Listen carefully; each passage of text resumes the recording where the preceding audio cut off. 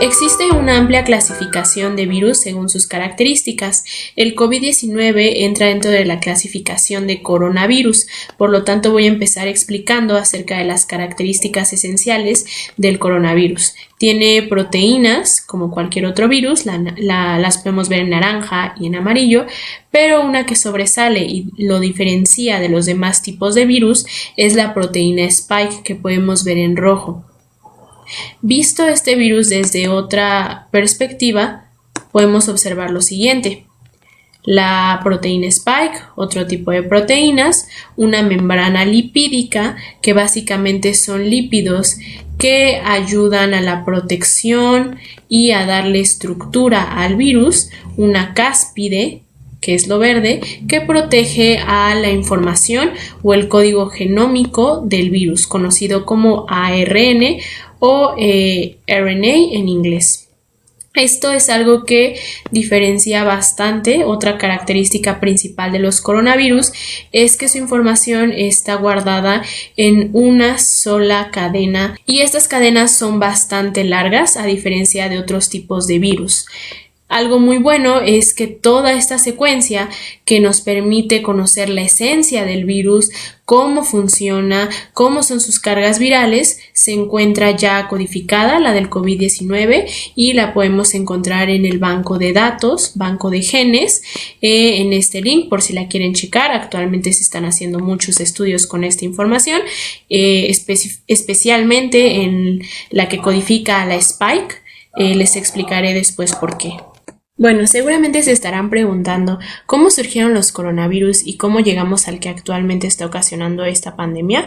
Bueno, el primer coronavirus se presentó en camellos en el río Nilo hace bastante tiempo y se daba entre especie y especie, es decir, camello y camello.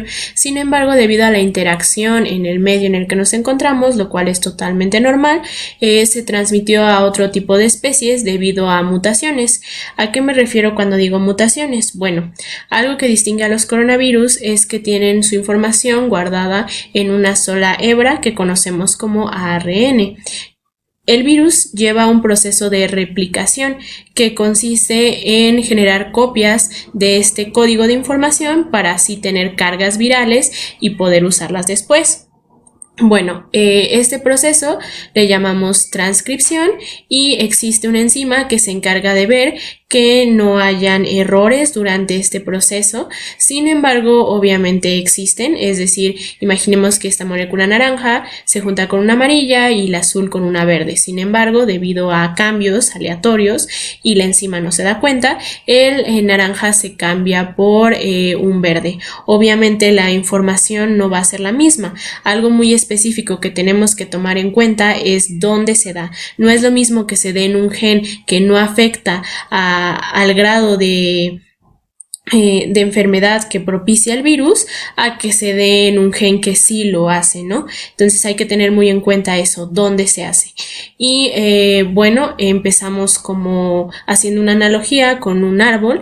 Se inició con un camello, empezamos a ver cambios genéticos, las mutaciones, y empiezan a surgir diferentes variantes de coronavirus, como es el alfa coronavirus, el beta coronavirus, que se da entre murciélagos, bovinos, y este es el causante de lo que es el SARS y el MERS.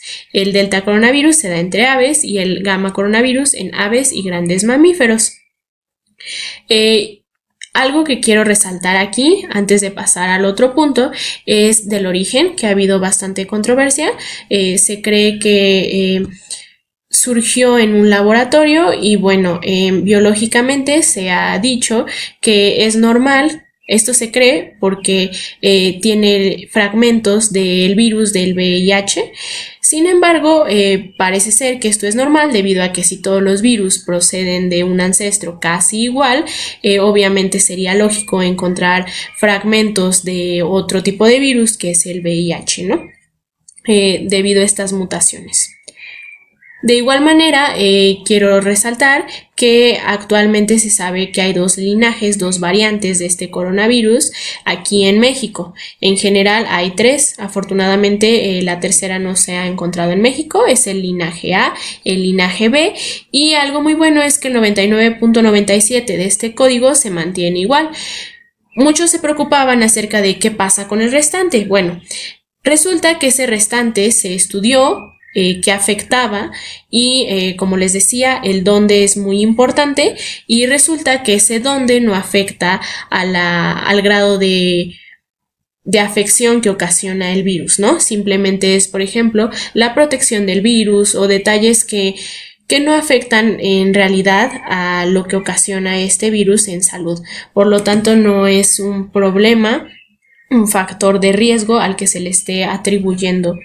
¿De acuerdo? Y bueno, ¿cómo pasó este virus a la especie humana? Bueno, se cree que fue de un murciélago debido a la interacción. Un claro ejemplo es en Asia. Entran a las cuevas para poder extraer el excremento del murciélago y usarlo como abono. Es uno de los tantos ejemplos. Y obviamente esta interacción generó pues una mutación, como habíamos visto en la diapositiva pasada. Y que ocasionó que se transmitiera a la especie humana, ¿no?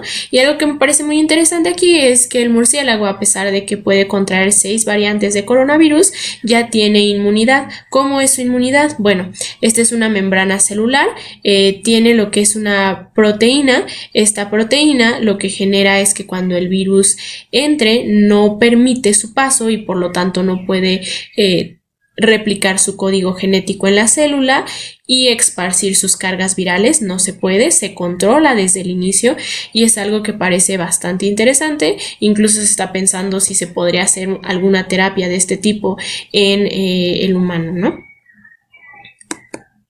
Bueno, ¿qué es lo que mutó en este coronavirus que lo hace diferente a los demás? Bueno, la mutación se dio en la proteína Spike, siendo más específicos.